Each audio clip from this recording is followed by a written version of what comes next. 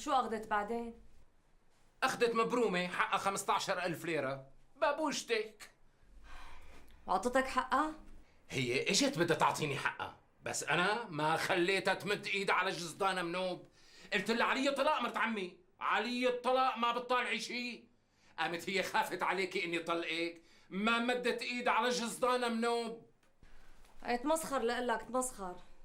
أهلك ياخدوا ببلاش معلش مسموح، أما أمي لا. على كل حال أنا كنت ناوي أهديها إياها بعيد الأم.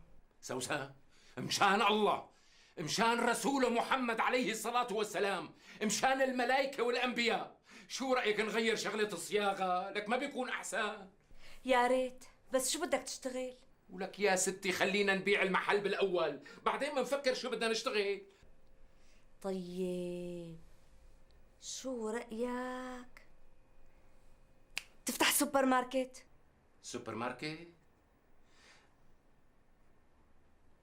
قومي قومي قومي اغلي لنا قهوة، قومي، حاكم صار راسي قد الطبل. سوبر ماركت تأمر.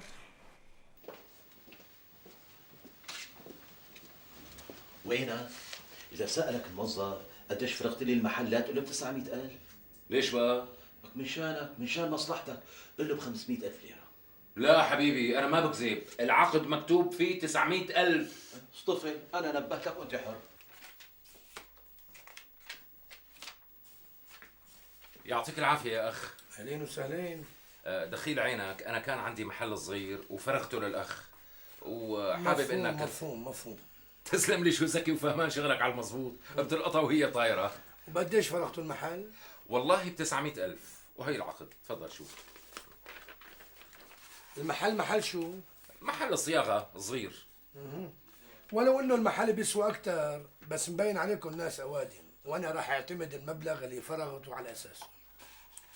يا كريم، اذا انا 900,000 يطلع عليهم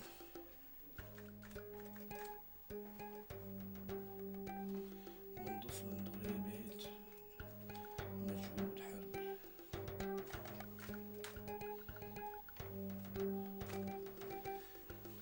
مفهوم منهم ضريبة زفت، ضريبة حدائق عامة، طرقات، شرفية.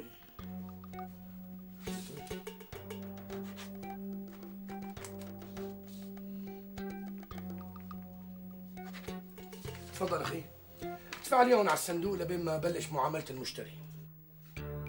ولي 60,000 ليرة؟ ولشو هدول؟ شلون لشو؟ انت ما فرغت محلك 900,000 ليرة؟ وإذا يعني؟ ال60,000 ليرة ضريبة عليهم. ضريبة شو؟ شه، اما انك غشيم. شو ضريبة شو؟ هي ضريبة فراغ.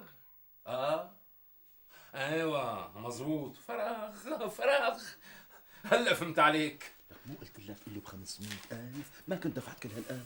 مشان الله انت خليك ساكت لنعرف من الاخ شو قصة الضريبة. شو بدك تفهم لتفهم؟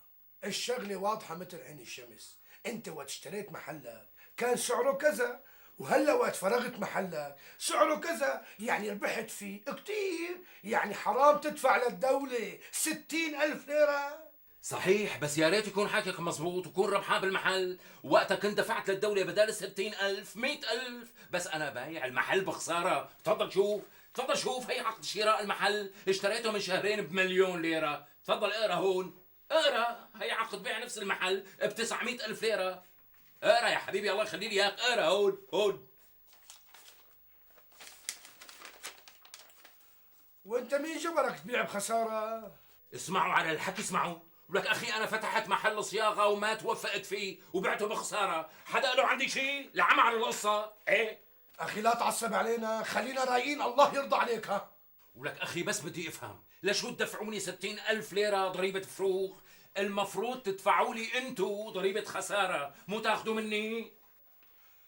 أنا ما دخلني أخي، التعليمات اللي عندي ما بتفرق بين ربحان وخسران، كل واحد بده يفرغ محله أو بيته أو أي شيء بده يدفع ضريبة فراغ، إذا ما عجبك هي مدير المالية روح لعنده يا أخي، بجوز يعفيك من كل الضريبة، لا تنافس عليه.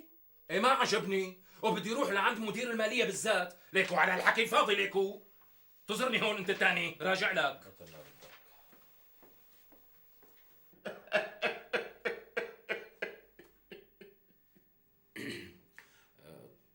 ممكن اعرف ليش عم تضحكوا سيدي؟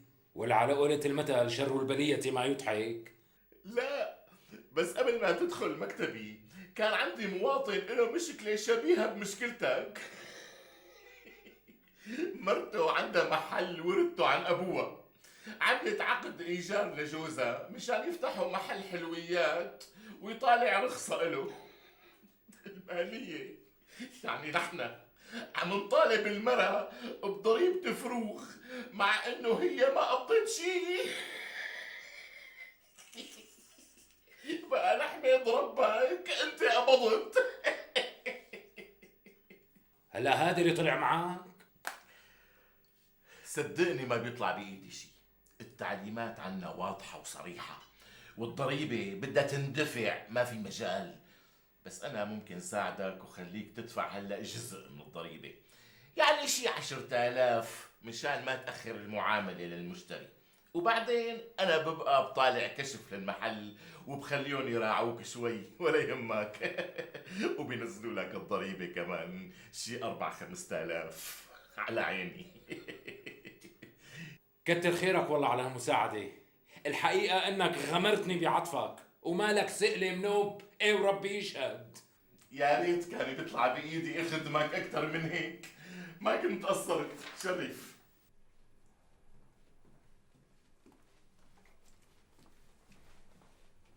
ايه راضي، وبعدين شو صار؟ لا بعدين ولا قبلين. طلعت من عند مدير المالية ودفعت الضريبة وأنا عم بضحك وبلعب كمان. يلا سيدي ماشي الحال، ان شاء الله بيرزقك بمحل احسن منه. التوبة على 7 قبل. ما عاد بدي شغلة المحلات منوب، ما بدي افتح محل، حرمت وربي يشهد. لكن شو بدك تشتغل؟ بالتجارة، استيراد وتصدير. ايه بس هدول بدهم مكتب. شو علي بعمل المكتب عندي هون بالبيت؟ حدا اخو مرائي شي كمان؟ المهم راضي، قيمني من سيرة المكتب والشغل. قوم طلعني مشوار، حاسة صدري طابق علي، قوم. وانا كمان لازمني اشم شوية هوا. امشي.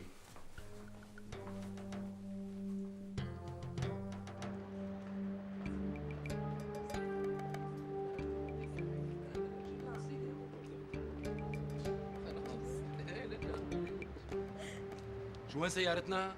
عم تسألني إلي؟ مو كانت معك؟ ايه مزبوط، كانت معي ولما اجيت صفيتها هون قدام البيت وطلعت. لا تكون انسرقت؟ يا حبيبي لا تقولي يا انا انسرقت، قال يا حبيب قلبي. وين انا كان؟ شو بعرفني؟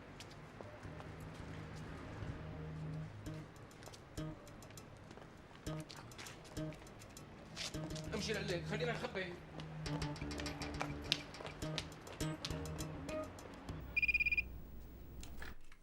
الو، اهلين ماما. لا ما صار شي، لهلا ما التقيت. إرادي صار له شهر رايح جاي لعند الشرطة ولهلا ما لقوها. يا ستي أنا فقدت الأمل نهائيا. إيه لا، لو بدها تلتقى كانت التقيت. شو بدنا نساوي؟ حظنا هيك. ماشي الحال ماما، الله معك.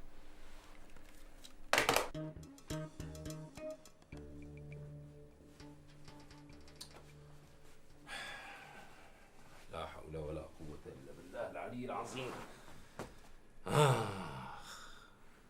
طمني، شو صار معك؟ التقيت السيارة. التقيت؟ الله يبشرك بالخير، وين التقيت؟ إيه لا تفرحي كتير، لا تفرحي. التقيت محروقة بالصحراء. وشو أخذها على الصحراء وحرقها؟ على هوا تحليل الشرطة أكيد شي عصابة تهريب، سرقوا السيارة وهربوا فيها شي، بعدين زتوها بالصحراء وشعلوا النار فيها كمان. يعني ما عادت الركب؟ لا بتنركب، بس بدها أتحقق تصليح.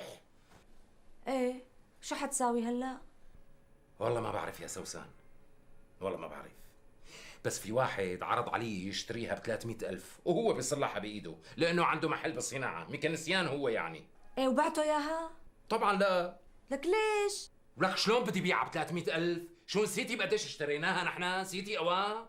لا ما نسيت، بس لما اشتريناها كان وضعها شكل وهلا وضعها شكل تاني. بقى وينك؟ بيعها ب300,000 وبنحط فوقهم 300,000 تانيات وبنشتري سيارة نص نص. هيك قولي؟ طبعا هيك قولي.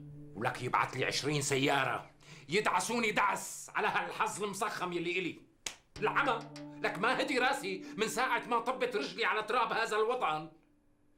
الحبيب مبروك وتشوف على وشها خير سيدي. الله يبارك فيك ويعزك. الله الف مبروك. الله يبارك فيك. السلام السلام عليكم. تفضل مدام.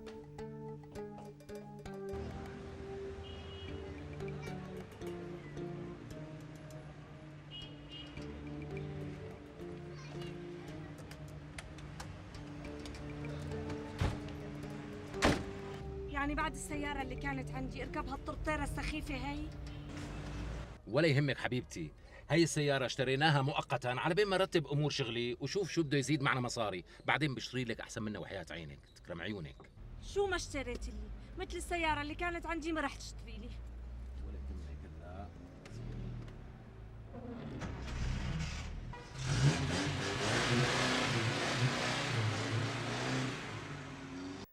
اهلا وسهلا فيك، اهلا وسهلا. تفضل ادفعها الوصل وارجع لعندي. حاضر. شو هدول؟ مو معقول تكون نسيت، هدول ضريبة رفاهية. رفاهية شو؟ رفاهية السيارة اللي اشتريتها. لا اكيد حضرتك عم تمزح. ابدا ما عم امزح، هديك المرة مزحت معك شيء؟ لا ودفعت الضريبة ولا ما دفعتها؟ دفعتها. عظيم، وهلا روح ادفع. إيه بس يا أستاذ، أنا لما دفعت أول ضريبة رفاهية كنت فعلا عم أترفه، بس هلا أنا ما عم أترفه، بالعكس أنا هلا عم أرجع لورا. اتفضل اطلع شوف السيارة حضرتك، شوف السيارة اللي اشتريتها، مهرهرة مهرهرة تماما. عم تحكي مزبوط، عم تحكي مزبوط، بس أنا ما بيطلع بإيدي شيء. التعليمات هيك، بدك تدفع ضريبة رفاهية تانية. إيه لا سيدي ما رح أدفع، ولا عاد بدي سجل السيارة، خليها مكتومة، وما بدي أدفع للحكومة. أعطيني الأوراق إذا بتريد، أعطيني إياهم خلصني يلا يرضى عليك. ايه تفضل.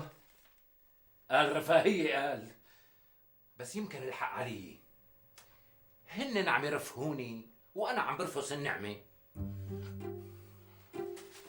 يا سوسن عجلي خلصيني أوام رح تطير الطيارة. يلا يلا خلصت جاية.